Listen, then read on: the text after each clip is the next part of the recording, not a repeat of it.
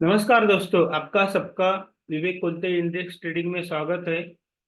आज तारीख है 20 अप्रैल 2024, सैटरडे है। तो दोस्तों, इस यूट्यूब चैनल में हम वीकली वीडियो बनाते हैं और स्टॉक मार्केट और इकोनॉमिक न्यूज इसके बारे में बात करते हैं।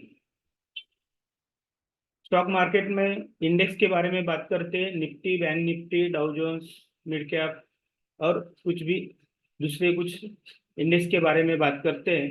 इकोनॉमिक न्यूज में इंटरनेशनल जो भी इकोनॉमिक न्यूज रहेगी उसके बारे में बात करते हैं, और डोमेस्टिक इकोनॉमिक न्यूज जो भी रहेगी उसके बारे में बात करते हैं, उसका एनालिसिस करते हैं।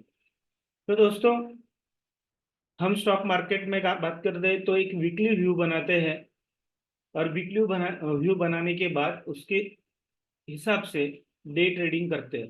तो एक 5 दिन का अगर मंडे टू फ्राइडे का व्यू बनाएंगे तो आपका एक एनालिसिस, उसका सक्सेस रेशो अच्छा मिलता है, बेटर देन 90% मिलता है। तो दोस्तों, हमने लास्ट टाइम वीडियो बनाया था, आज 20 अप्रैल है, तो 14 अप्रैल को हमने वीडियो बनाया था। आप स्क्रीन पे देख रहे हैं, यूट्यूब चैनल है, वहां पे हमने सब्जेक्ट लाइन दी थी, profit booking due to uncertainty uncertainty. तो आपने देखा होगा, हुआ हुआ तो कुछ भी नहीं, लेकिन अनसर्टेनिटी थी, आउटकम कुछ नहीं निकला, और अनसर्टेनिटी थी, इसके वजह से गैप डाउन वो करके हमें प्रॉफिट बुकिंग दिखाई दी। क्योंकि होगा होगा होगा, लेकिन हुआ कुछ नहीं, उसके बारे में हम बात करेंगे। और इस इंडेक्स में भी बात करेंगे क्या होगा, उसके आउटकम क्या निकलते हैं, रिवर्स एक्शन क्या होती है, उसके बारे में भी बात करते हैं। तो प्रॉफिट बुकिंग हुई, लेकिन जो बुल्स थे उनका तो वैल्यूएशन कम हुआ, लेकिन बियर को भी कुछ नहीं मिला। तो ये दोनों बात हुई है क्योंकि अनसर्टेनिटी थी। तो सब्जेक्ट लाइन दी थी, उसके हिसाब से मार्केट में हमें मूवमेंट मिले। तो दोस्तों, पहले हम बात करते हैं ग्लोबली इंटरनेशनली इकोनॉमिक न्यूज। सबको पता है, Israel, Iran, you Russia, Ukraine, ये चल रहा है।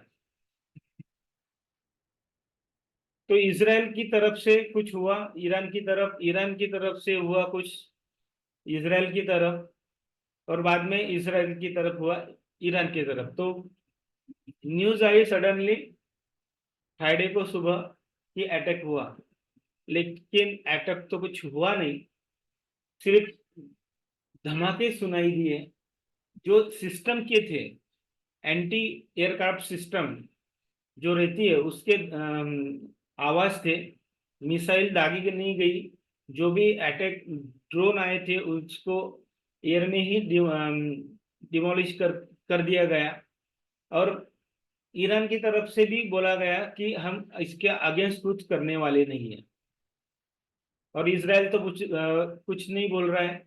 और इसराइल की तरफ से भी कोई तरफ से भी ऑफिशियल स्टेटमेंट नहीं आया कि ये जो ड्रोन दागे थे, आए थे। लोग अलग अलग बात कर रहे हैं कि वो नहीं, उन्होंने नहीं बोला कि इन्होंने वो दागे थे, मीन्स किसी को कुछ कंफर्म नहीं है।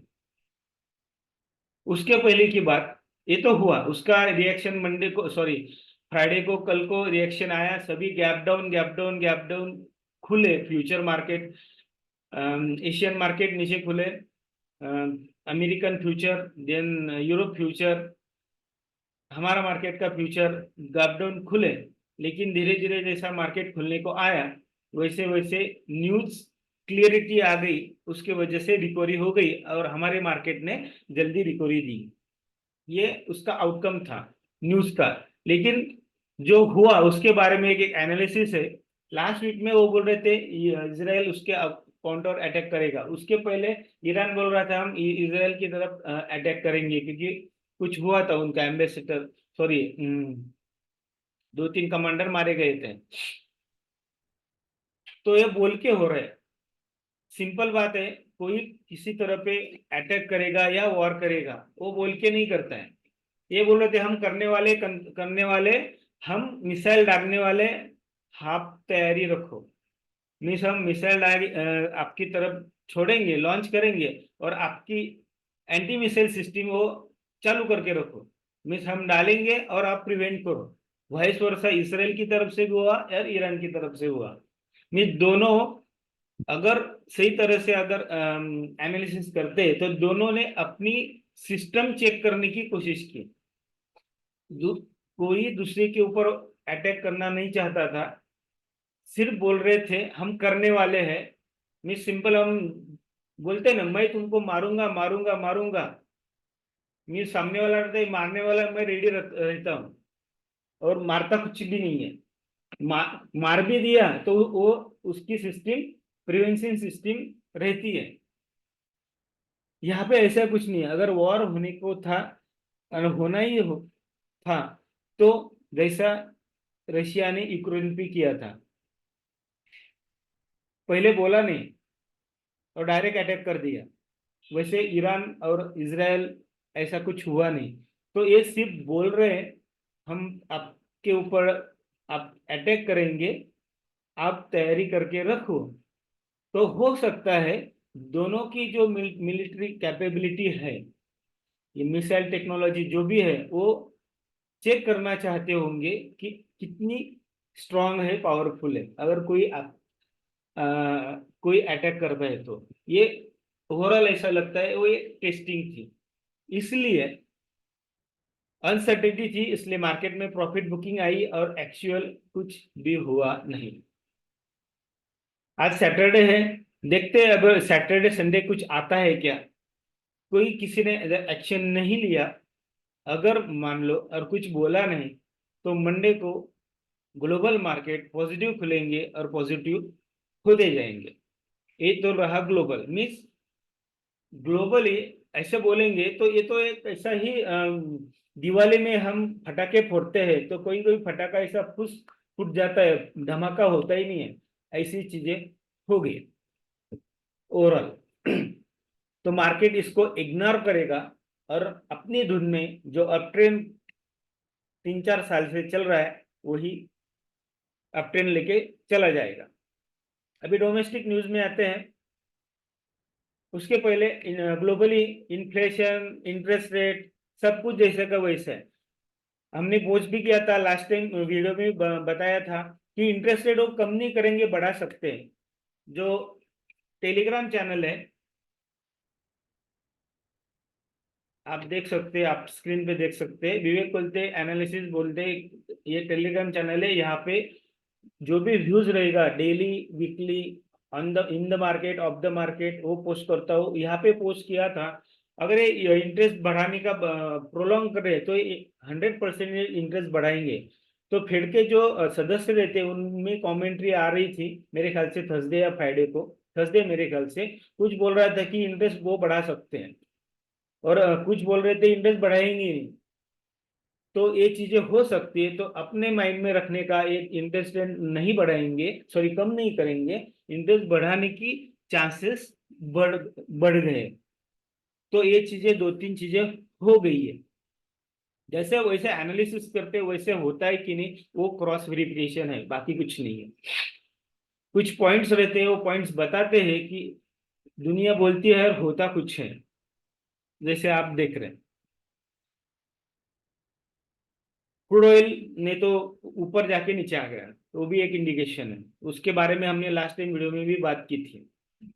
अभी डोमेस्टिक भी आते हैं। डोमेस्टिक में कल 19 अप्रैल थी। 19 अप्रैल को नियरली 102 सीट्स पे वोटिंग हो गई। और हम पूरी तरह से डोमेस्टिकली इकोनॉमिकली इकोनॉमिक इकोनॉमी की तरफ से हम पूरी तरह से इलेक्शन मोड में अंदर आ चुके हैं। जो भी मूवमेंट आएगी अभी नेक्स्ट, जो भी इलेक्शंस रहेंगे, वोटिंग रहेगा, उसमें जो टर्नआउट होता है उसके ऊपर मार्केट की मूवमेंट मिलेगी। क्योंकि अभी मिनिमम 60% वोटर टर्नआउट हुआ है, ज्यादा होना चाहिए। 40% नियरली लोगों ने वोट नहीं किया। मान लो आप कि 20% ऐसे लोग होते होंगे कि उनका नाम है लेकिन वो है ही नहीं, छोड़ दो, या किसी दूसरी जगह पे चले गए होंगे। कर नहीं पाते होंगे किस वजह से। लेकिन जो 20% है, 20% लोगों ने तो वोटिंग करना चाहिए था, मीन 75 to 80% वोटिंग टर्नआउट होना होना होना चाहिए था, उन्होंने नहीं किया। वो लोग क्या है, यूएल है, यूएल मीन्स यूजलेस। जो ऐसे लोग रहते हैं कि वो वोटिंग नहीं करते हैं, और बाद में जो भी गवर्नमेंट रहेगी लोकल या सेंटर में या स्टेट में, उनको कोसती है, गालियां देती है। तो ये लोग जो भी रहते होंगे उनको सिर्फ बोलने का यूएल मीन्स यूजलेस। 80% तो होना चाहिए था, मीन 72% होना चाहिए था, 60% हो गए। हम बोलेंगे तो पास तो हो गए, मीन्स फर्स्ट क्लास आ गया। लेकिन डिस्टिंक्शन आने के लिए 70% तो वोटिंग होना चाहिए था, क्योंकि वो 20% ऐसे लोग हैं वो यूएल है। ये दो चीजें। अभी हम बात करेंगे इंडेक्स के बारे में। ये हो गया ग्लोबली और डोमेस्टिक इकोनॉमिक न्यूज, उसका एनालिसिस, उसका इफेक्ट मार्केट में क्या पड़ेगा, और अभी मार्केट कौन से डायरेक्शन में जा सकता है, निफ्टी बैंक निफ्टी के बारे में बात करते हैं। तो दोस्तों ये है निफ्टी का चार्ट। हम निफ्टी फ्यूचर के बारे में बात करते हैं, डेली चार्ट पे बात करते हैं। कम से कम इंडिकेटर यूज करते हैं, minimum 3 maximum 5। Candle stick pattern use करते हैं, triangle pattern, rising veg, falling veg, parallel channel, ascending triangle, expanding triangle, जो भी कैंडल स्टिक पैटर्न रहते हैं, चार्ट पैटर्न, वही यूज करते हैं। ज्यादा कॉम्प्लिकेशन में जाते नहीं, आपको पता है, बहुत बार बात की इसके ऊपर। ज्यादा इंडिकेटर यूज करेंगे तो आपका ज्यादा कंफ्यूजन बढ़ेगा और आपका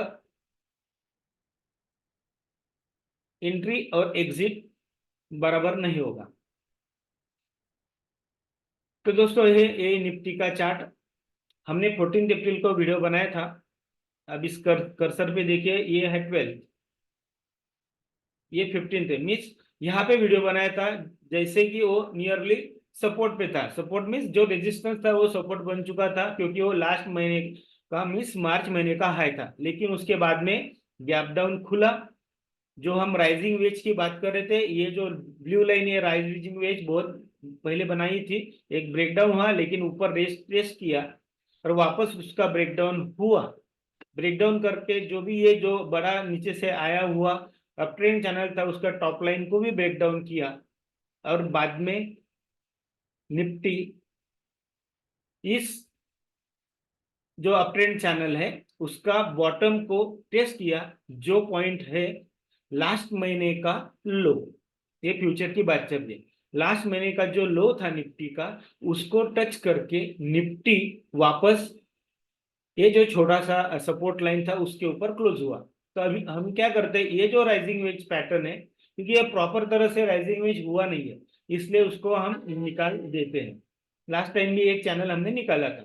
अभी सिर्फ इस ब्लू लाइन को रखते हैं क्योंकि हम निफ्टी कहाँ पे ट्रेड कर रहे हैं, लास्ट महीने का लो और ओपन की क्लोज जो भी रहेगा, ये लो है और ये ओपन क्लोज कोई भी पॉइंट हो सकता है, उसका नीचे का जो बैंड है उसमें ट्रेड कर रहा है। अगर मान लो मंडे को ये जो लेवल है 22,200, इसके ऊपर खुलता है, तो निफ्टी वापस जो ये सेंटर लाइन है, ये जो अप ट्रेंड चैनल है, देखिए ये टॉप लाइन है और बॉटम लाइन, उसका सेंटर लाइन कौन सी आती है, ये जो ब्लू लाइन है, सॉरी ये रेड डॉटेड है, उसके ऊपर जाने वहां तक जाने की निफ्टी कोशिश करेगा। मीन्स 22,350 या 400 की तरफ निफ्टी जाने की कोशिश करेगा। मीन्स क्या, ये जो टॉप बैंड है, टॉप बैंड में जाने की कोशिश करेगा। नहीं तो अगर नीचे खुलता है तो वापस वो 21,800 की तरफ निफ्टी आएगा। तो हम सपोर्ट रेजिस्टेंस के बारे में बात करते हैं, तो सपोर्ट यहाँ से नियरली कल का ही 21,800 है सपोर्ट, और रेजिस्टेंस कौन सा, ये रेजिस्टेंस नजदीकी है 22,200 आ रहे। अगर उसको ब्रेकआउट करता है तो वापस ऊपर जाएगा, नहीं तो वापस 21,800 की तरफ निफ्टी आएगा। एक लॉन्ग टर्म सपोर्ट क्या है, देखो ये जो नीचे आपको रेड लाइन दिख रही है, वो बड़ा अप ट्रेंड चैनल है, पीछे से आया हुआ, वो नियरली कहा आता है, मीन्स ये जो रेड हॉरिजॉन्टल लाइन बनाई है देखो यहाँ से भी देखो, लेफ्ट हैंड में देखते हैं, ये जो ग्रीन कैंडल बनाया सपोर्ट लेके ऊपर गया, यहाँ पे भी सपोर्ट में 1 2 3 4 5 सपोर्ट है। तो 21,500 या 600 पकड़िए, ये स्ट्रॉन्ग सपोर्ट है। अगर किसी वजह से सैटरडे संडे कुछ निगेटिव न्यूज आती, क्योंकि अभी तक कुछ हुआ नहीं है, अभी तक कुछ न्यूज नहीं है, अगर मान लो कल संडे है, कुछ निगेटिव न्यूज आती है, तो मैक्सिमम निफ्टी आ सकता है 21,600 की तरफ, वो स्ट्रॉन्ग सपोर्ट है। नहीं तो नहीं आती है तो वापस हम निफ्टी ऊपर जाएगा। बराबर है, तो नीचे आया ऊपर जाएगा। अभी इसके ऊपर हम थोड़ा सा एक एनालिसिस बैंक निफ्टी का होने के बाद भी करेंगे, क्यों मार्केट ऊपर जाने की कोशिश करेगा। अभी निफ्टी का सपोर्ट रेजिस्टेंस की बात हो गई। कल का जो न्यूज था उसमें कुछ दम नहीं था, इसलिए नीचे खुला और रिकवरी आ चुकी है। अभी वो सस्टेन है कि नहीं, सस्टेन होती कि नहीं, ये हमको सैटरडे और संडे की न्यूज के ऊपर हमको पता चलेगा। नहीं तो जो भी शॉर्ट्स है वो शॉर्ट्स कवर होंगे, क्योंकि अभी नेक्स्ट मंथली एक्सपायरी का 3 दिन 4 दिन है। मीन्स बुधवार को होगी बैंक की, निफ्टी बैंक की, और गुरुवार को होगी निफ्टी की मंथली एक्सपायरी। मंथली एक्सपायरी में अगर कुछ निगेटिव न्यूज नहीं आती तो शॉर्ट कवरिंग होने के चांसेस ज्यादा है। तभी आप आरएसआई देखेंगे, आरएसआई अभी भी नीचे है, नियरली 50 के 45 की तरफ। आरएसआई अगर 50 के ऊपर आता है, स्टे रहता है मंडे को, तो मान लेना कि एक बड़ा अप मूव आपको हमको दिख सकता है। इसके बारे में बात करते, बाद में बात करते हैं हम बैंक निफ्टी के बारे में। देखो बैंक निफ्टी में सेम हुआ, नीचे गिरा, बीच में का सपोर्ट लाइन तोड़ के भी नीचे गिरा, और कहाँ पे सपोर्ट लिया, जो वहां पे किया था निफ्टी में, लो पॉइंट को सपोर्ट लेके ऊपर आया। बैंक निफ्टी ने ओपन या क्लोज जो भी पॉइंट रहेगा, नीचे का बॉक्स का जो टॉप लाइन है उसको मीन्स 46,600 मान लो नियरली, उसको सपोर्ट लेके बैंक निफ्टी ऊपर आया, और आया तो बड़ा अच्छा तरह से एक ग्रीन सॉलिड कैंडल बना है। और कहाँ पे क्लोज हुआ, जो टॉप टॉप बॉक्स का बॉटम लाइन पे क्लोज हुआ है। मीन्स बैंक निफ्टी स्ट्रॉन्ग दिख ही रहा था, और स्ट्रॉन्ग कैंडल हमने बैंक निफ्टी में देखी, क्योंकि बैंक एचडीएफसी बैंक के रिजल्ट आज सैटरडे है, आज एचडीएफसी बैंक के रिजल्ट्स आएंगे, क्योंकि मर्जिंग होने के बाद 2 क्वार्टर तो उनके रिजल्ट अच्छे नहीं आए। अगर इस क्वार्टर में अच्छे रिजल्ट आते हैं तो बैंक निफ्टी को ऊपर लेके जाएगा एचडीएफसी बैंक।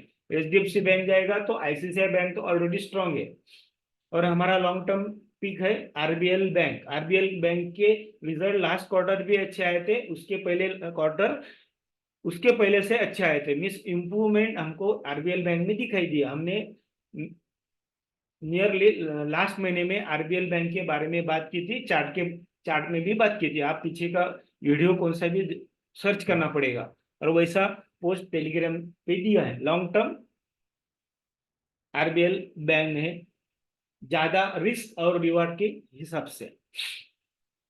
तो एचडीएफसी बैंक की रिजल्ट आए तो बैंक निफ्टी ऊपर जाएगा। और मान लो ये जो एक सपोर्ट या रेजिस्टेंस लाइन है 48,000 अगर क्रॉस करता है बैंक निफ्टी, तो फिर बैंक निफ्टी वापस लाइफ टाइम हाई 50,000 की तरफ जाएगा।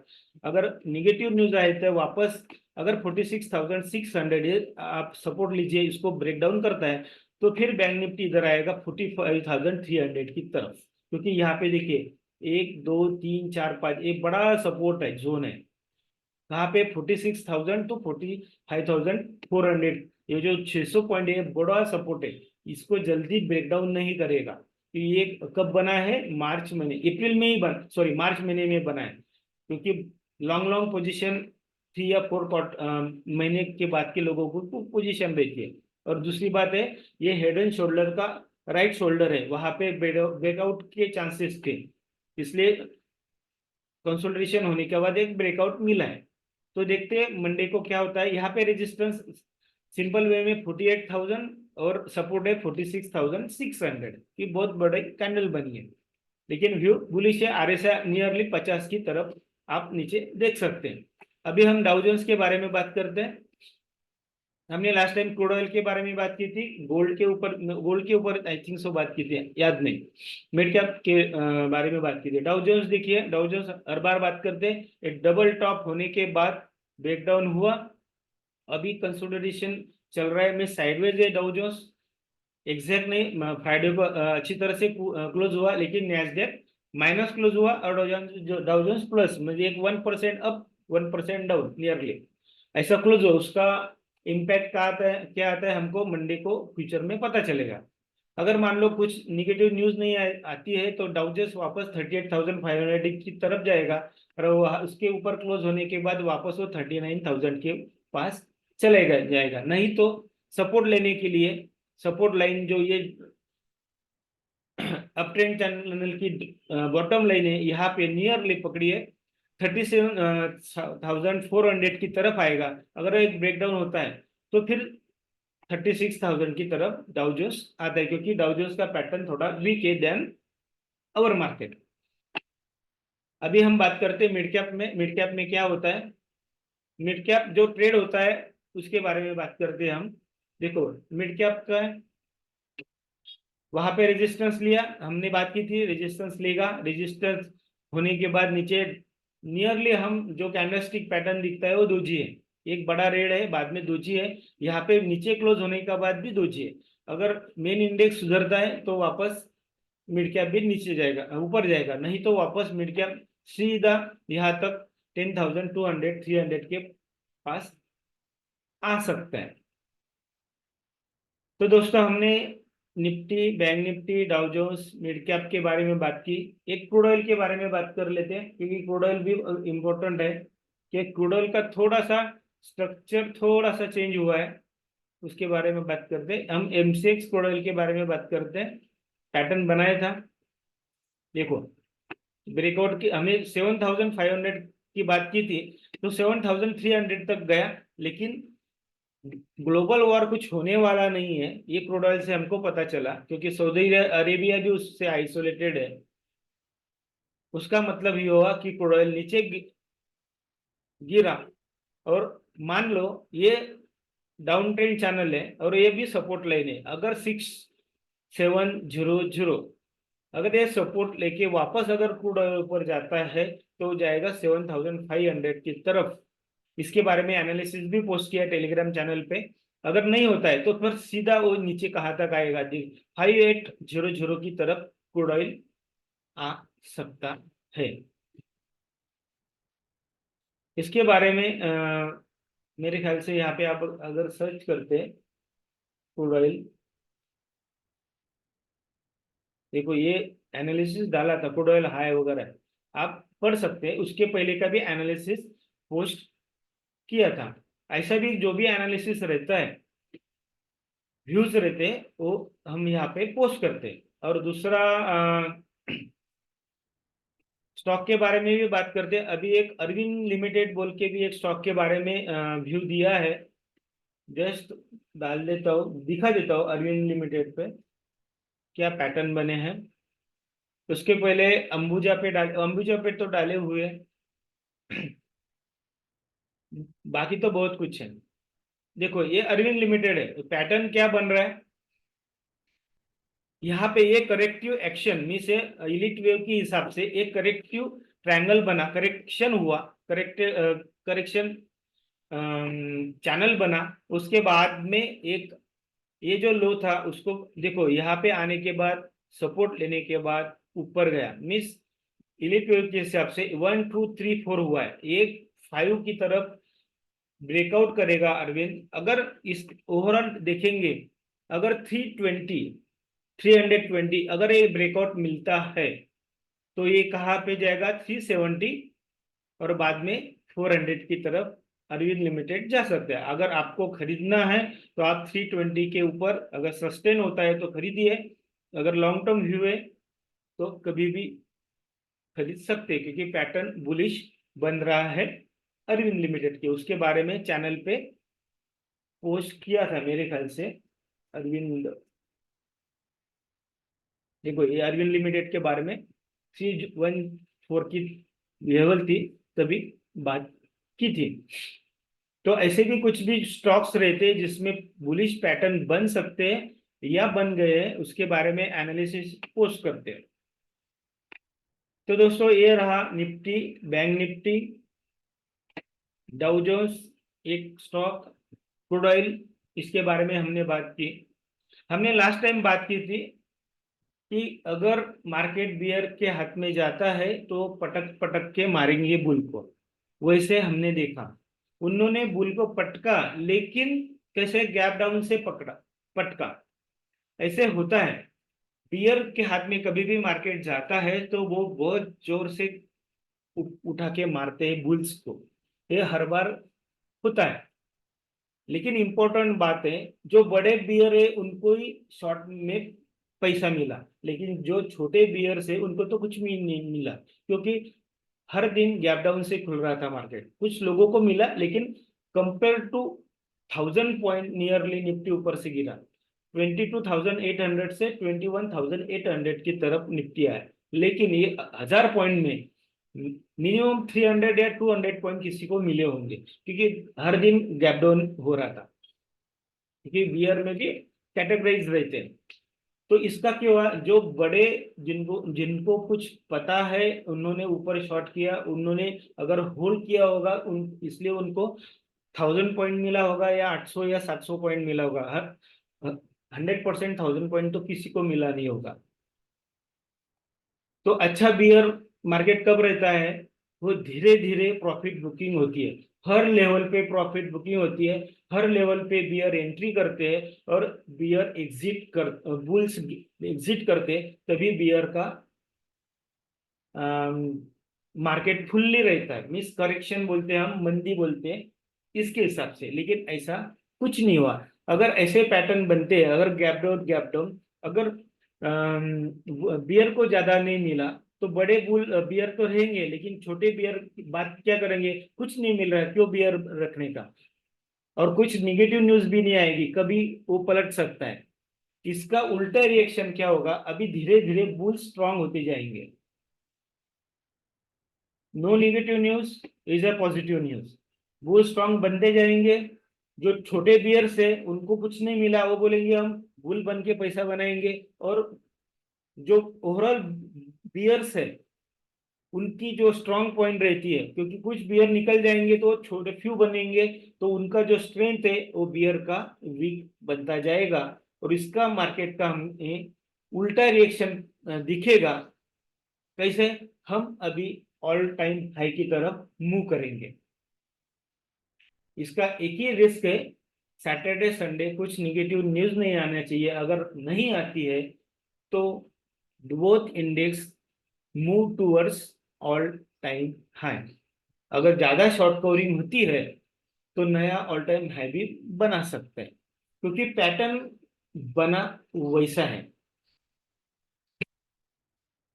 हर लेवल पे अगर शॉर्टिंग होती थी तो हर एक को पैसा मिलता होगा, मिलेगा, तो वो सेटिस्फाई रहता है। लेकिन ऐसा कुछ हुआ नहीं है, और निगेटिव न्यूज भी कुछ आई नहीं है।